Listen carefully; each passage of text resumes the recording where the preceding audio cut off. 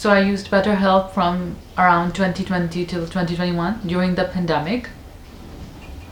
In the second year of its use, I was with this therapist woman, and it was going okay-ish, but eventually I started seeing some red flags, and at that time I wasn't aware of what they were, the red flags, and how to leave and all that, you know.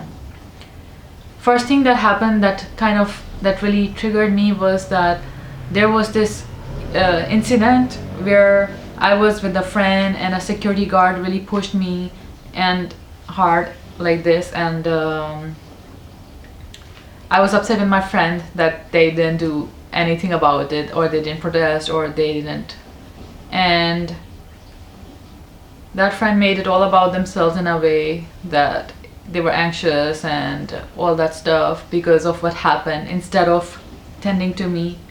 I told my therapist about it, and she said, well, she said that she was very rude to me about it. She was like, no ma, you're wrong. Your friend couldn't do anything about it. And even if they could, they wouldn't have been able to, because it will be getting in muddled with the law and all that, you know. So you need to cut your friend some slack and all that stuff. And I was like, what the fuck? I mean, I know your therapist is not supposed to enable you. They're supposed to correct you when you're wrong. But wasn't I allowed to be upset in this situation that my friend didn't even say a word, not to the security guard, but about it afterwards even, you know, and that just made it about themselves, you know? Wasn't I allowed to be upset? Am I not allowed to have feelings? Am I not allowed to get hurt? But my friend is. My friend can get hurt. My friend can have their feelings invalidated. My friend can make it about themselves and not have me protested that even, you know, that sort of thing. That was the first thing that happened. Eventually, I don't remember as much, you know, but I remember how all this made me feel. So towards the end of the year, when I got enrolled in university, I was experiencing a lot of stress of studies and all that, and I don't know why, but my therapist on BetterHelp suggested, didn't even suggest actually, she enforced exposure therapy on me. She asked me to list down all the traumatic events in my life. That was the homework. So she gave me that homework and I listed them down, and I remember I still have it in my notes app, and I was like, what the fuck was this for, you know? I listed them down. It was really, really heart-wrenching for me to list down and remember whatever happened in my life that was traumatic, you know. It opened up a can of worms. It opened up, yeah. The next time we met online, it was, I told her that I listed them, but I'm not comfortable with sharing as much. Then she was like, that's okay, we will go through it eventually when you feel alright or when you feel better or something. And then she made me sign, oh, she didn't make me sign, but she gave me a form, a sort of contract that I was supposed to sign. And that contract, the gist was, the contract, it said, at the end, towards the end of the contract, it said, I promise I will not commit suicide. And I was supposed to sign it. It really alerted me to what means this therapist is employing to tend to me and to even help me, if she even was doing that. It seems so archaic and barbaric to me. I didn't sign it, and I actually eventually like ghosted her afterwards. I don't remember if I ghosted her or if I told her that I cannot continue with her anymore. But the damage had already been done because of the exposure therapy homework. The traumatic events that I listed out, they kind of got reactivated because I went deep in my mind and past to list them out. They normally wouldn't have been activated or they would be sitting dormant somewhere in my body or my mind, you know. But they got activated, and it literally opened up a can of worms that were ensnaring me. My mental health got really bad, and yeah.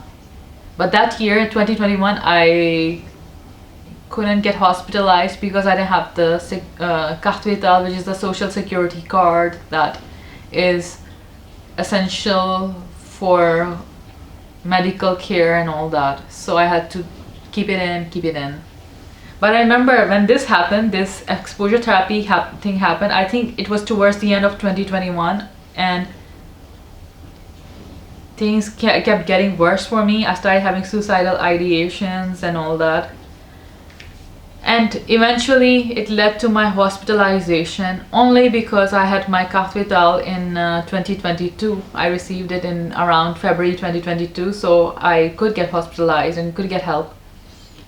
And the reason for the hospitalization was that I got triggered to so many things like this wrong therapy that was being done on me by a therapist whose name I'm sure wasn't even real on the platform.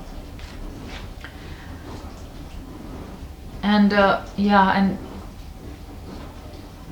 this was followed by some other events like betrayal from a so-called friend, and yeah, and some rejections, some this, some that. And eventually I realized that my medication wasn't working, so I got hospitalized for medication non-compliance majorly. But this exposure therapy thing was one of the things that was the catalyst for it. And I want to tell you that this BetterHelp platform is not in it for you, in my opinion. I don't think they care about your mental health and all that stuff.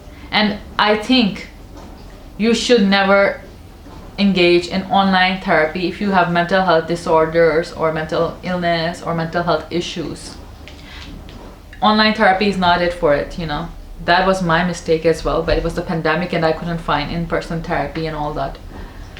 But apart from that, I don't think their therapists are qualified. I don't think they have the qualifications. I think they're just rogue practicing, and they're scamming people in a way. There was another therapist I had experience with on BetterHelp.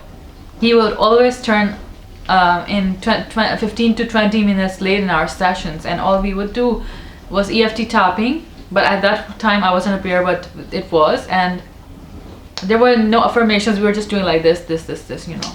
And it seemed disrespectful to me that I would wait for the video call and he would come 15 minutes late, and I got the intuition that he was probably entertaining other clients in the meanwhile to get even more money. So I think this platform is in it for the money and not for the patients or the clients, you know.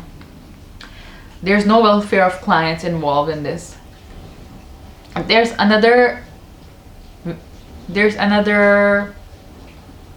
how do you say political side to it as well. Political affiliations of BetterHelp that are not rooted in morality. I think they're Zionist. That's what I discovered afterwards. After I stopped using them, I discovered that as well, especially after whatever went down in 2023, I think. And I wanted to make this video because I see influencers and creators all the time, whenever in their mental health videos, for example, they are like promoting BetterHelp and they're sponsoring BetterHelp. I find it appalling. I find it really appalling, because I feel like, yeah, they can give you the money and you can sponsor them and all that, but is it right for people? Is it even beneficial for people? They're doing more harm than good, you know. And it felt important for me to state it because they nearly brought me to my end, and I'm sitting here telling you this only because I'm alive, and God forbid if I wasn't, I wouldn't be able to tell you this, you know. But I made it through, and yeah, all the trauma that they've caused, it was too much. And I wouldn't in the slightest ever recommend it to anyone, let alone use it, and I abhor it. Yeah, that's it.